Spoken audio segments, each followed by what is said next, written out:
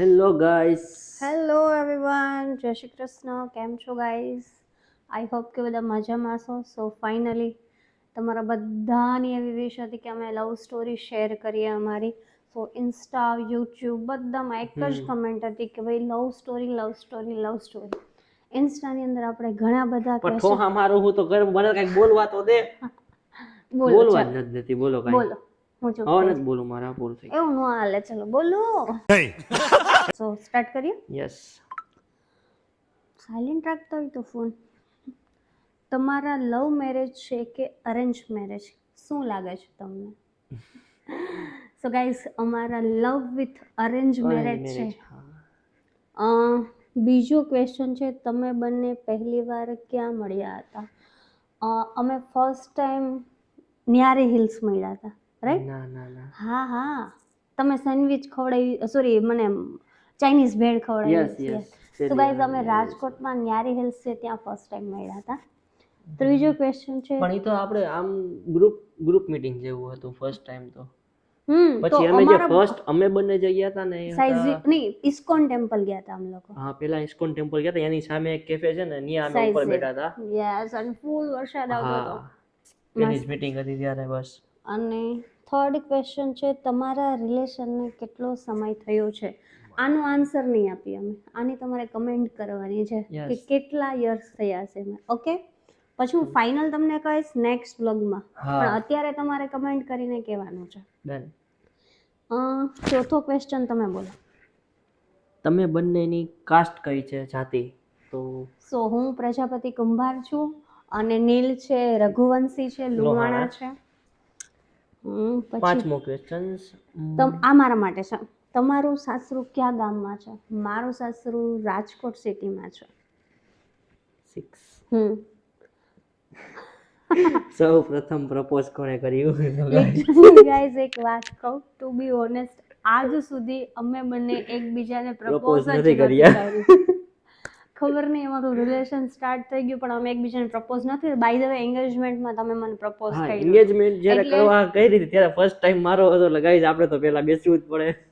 બરાબર, એટલે નીલે કરેલું હતું એવું માનવાનું. ડન. પછી છે સાતમું, તમારા પ્રેમ તો ખૂબ જ છે, તમારી અંદર પ્રેમ તો ખૂબ જ છે, પરંતુ ઝઘડો થાય તો પહેલા કોણ મનાવે છે? કોણ લાગે છે તમને, કોણ મનાવતું હશે? હું જ હોય ને ગાઈઝ. સિરિયસલી ગાઈઝ, હું મનાવું છું. ધરતી કંઈ બી હોય ને, હું જ એક્સેપ્ટ કરું છું, હું જ સોરી કહું છું, બીકોઝ હું તમારા કરતા વધારે લવ કરું છું. Okay guys, next question. નહીં, પહેલા એક્સેપ્ટ કરો. એક્સેપ્ટ, આઈ એક્સેપ્ટેડ. એવું કહો કે હું માનું છું કે તું મને મારા કરતા વધારે લવ કરે છે. Guys, copy. નહીં, કોપી નહીં, ત્યાં સુધી નહીં. પહેલા બોલો. હું માનું છું કે તું મને મારા કરતા વધારે લવ કરે છે. Good bye. चल बस तू लायक है क्या? ચલો નેક્સ્ટ, આઠમો ક્વેશ્ચન છે, તમે બંને તમારા ઘરમાં કેમ મનાવ્યા? તો બહુ ડિફિકલ્ટ ક્વેશ્ચન. સો નીલના ઘરે તમે કઈ રીતે મનાયા હતા? ના, એમ તો કઈ વાંધો નહોતો, એટલો બધો કઈ અમારે કઈ વાંધો જ નથી આવ્યો. બંનેના પ્રેમથી એવું હતું કે બંનેના ઘરે માની જાય પછી જ આપણે કરશું મેરેજ ને કેવી બધું. રીતના તમે ઘરે મારી વાત કરી એમ તો મારે ઘરેથી થોડું તમે યાદ કરી લો, હું મારું કહું છું. સો ગાઈઝ, છે ને, જનરલી મેં એવું થિંક કર્યું હતું કે ક્યારે હું લવ મેરેજ નહીં કરું. ઇફ પણ ભગવાને તમારું નસીબ લખાયું હોય ને, ત્યારે એની આગળ આપણે કોઈનું નથી ચાલતું. સો અમારા રિલેશનને સ્ટ્રોંગ ટાઈમ થઈ ગયો હતો, બિકોઝ મને પછી એવું લાગતું હતું કે નહીં, મારું પાર્ટનર મને કોઈ એવું જ હોય કે જે મને અન્ડરસ્ટેન્ડ કરે અને બધી જ વસ્તુમાં મને સપોર્ટ કરે. સો મને એ વસ્તુ નીલમાં દેખાણી એમ. પછી મેં એવું ડિસાઈડ કર્યું કે ભાઈ હવે મેરેજ માટે આ છોકરો પરફેક્ટ છે. એટલે મેં ફર્સ્ટ ઓફ મારા દીદીને વાત કરી. સો મારા દીદીએ મને ઘણા બધા ક્વેશ્ચન કર્યા, મેં બધા જ આન્સર આપ્યા. પછી મારા જીજુને વાત કરી અને લિટરલી મારા પપ્પા સામે મારી બોલવાની આજે હિંમત નહોતી થતી. મારા જીજુએ વાત કરી અને પછી માની ગયા. મારા તો બહુ ઈઝી હતું, મારી પાસે તો રામબાણ છે, મારી માં. બસ મેં એને કહી દીધું, મારે બધાય માની ગયા. પછી નીલભાઈ શું બિઝનેસ કરે છે? તો બિઝનેસમાં ગાઈસ અમારે તો એક તો ઇમિટેશન ભગવાનની આઈટમ બનાવીએ છીએ, પ્લસ એક ડ્રાઇવિંગ સ્કૂલ છે રાજકોટમાં, અને થોડું ઘણું ટ્રાવેલિંગનું છે, ટ્રાવેલ્સનું છે. એક સેકન્ડ, તમે થોડાક બેક થઈને એમ બોલો. ના, મારે તો આમાં અંદર જવું. એમ નહીં, ચલો પાછું કયો તમે Done શું થઈ ગયું. બિઝનેસ કરો છો. સો કહેવાય ગાઈઝ અમારે ડ્રાઇવિંગ સ્કૂલ છે પ્લસ ઇમિટેશનનું છે અને થર્ડ અમારે છે ટૂર્સ એન્ડ ટ્રાવેલર્સનું, રાઈટ? સો કોઈને કાંઈ ઇન્ક્વાયરી હોય તો કહેજો. યસ. પછી છે તમારે નીલભાઈ શું બિઝનેસ, એ તો આવી ગયું 10. તમારી લવ સ્ટોરી અમને જણાવો. અમારી લવ સ્ટોરી ગાઈઝ એટલી કોઈ આમ હીર રાંઝાવાળી કે એવી હા. કંઈ જ નથી.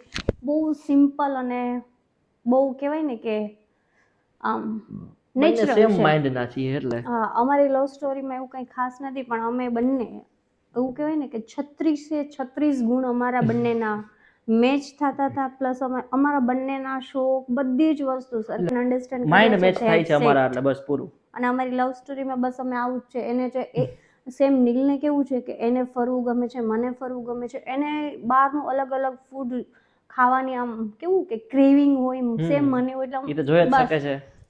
છડા. સો બસ અમારી લવ સ્ટોરી આવી જ કંઈક રહી છે. જ્યારે એ અને હજી આગળ રહેશે. હા, તમે બધા બ્લેસિંગ આપજો અમારી તમારો સાથ જોડીને. સહકાર રહેશે થોડો ઘણો તો.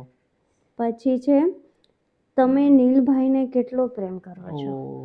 હું નીલને પ્રેમ કરું છું, તમે જોઈ શકો છો અહીંયા અહીંયા લગી કેટલી પહોંચી હદે ગયા હું અમે. એને પ્રેમ કરું છું કે હું અહીંયા સુધી પહોંચી ગઈ. સો મારા પપ્પા પછી કોઈ વ્યક્તિ આવતું હોય ને તો એ નીલ છે મારા માટે. બહુ જ આમ સ્પેશિયલ છે મારા માટે.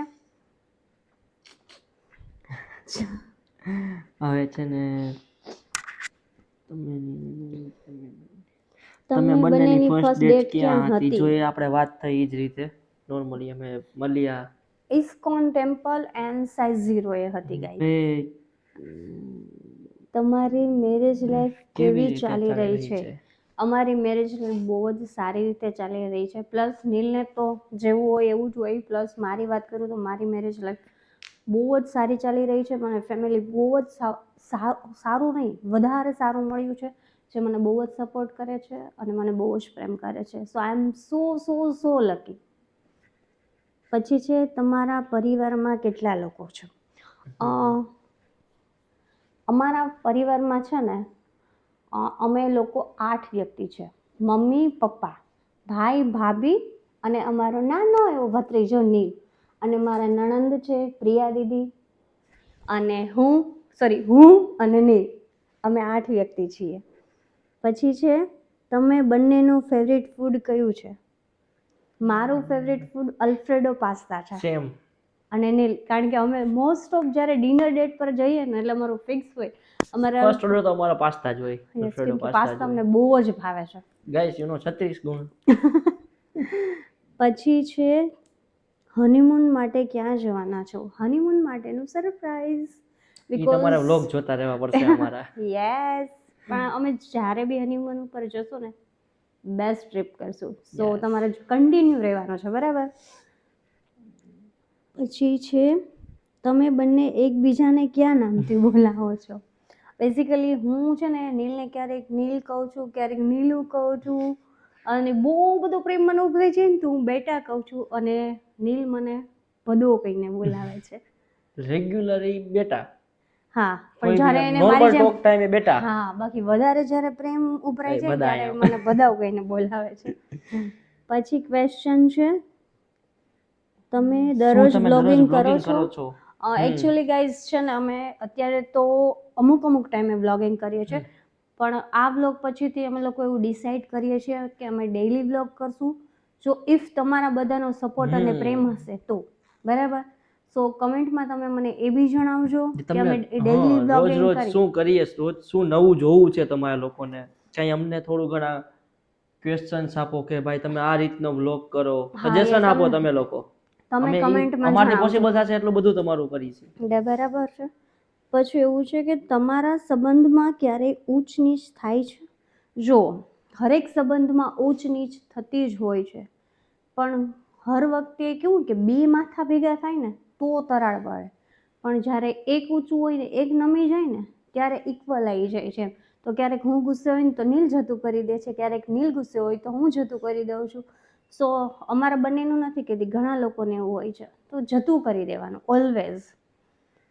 પછી છે ઘણા લોકોના મેસેજ અને કોમેન્ટ આવે છે કે તમારી જોડી બહુ મસ્ત છે, તમે બંને ખૂબ જ સારા લાગો છો. ભગવાન તમને હંમેશા ખુશ રાખે. હા. સિરિયસલી ગાઈસ, ઇન્સ્ટા હોય, ફેસબુક હોય, યુટ્યુબ હોય હોય. કે સ્નેપચેટ હોય, આ મેસેજ લોટ્સ ઓફ લોકોના હોય છે ને એના માટે આમ ખુદને એટલું પ્રાઉડ થાય કે યાર લોકો કેટલો પ્રેમ કરે છે. એ માટે તમને બધાને થેન્ક યુ ધન્યવાદ.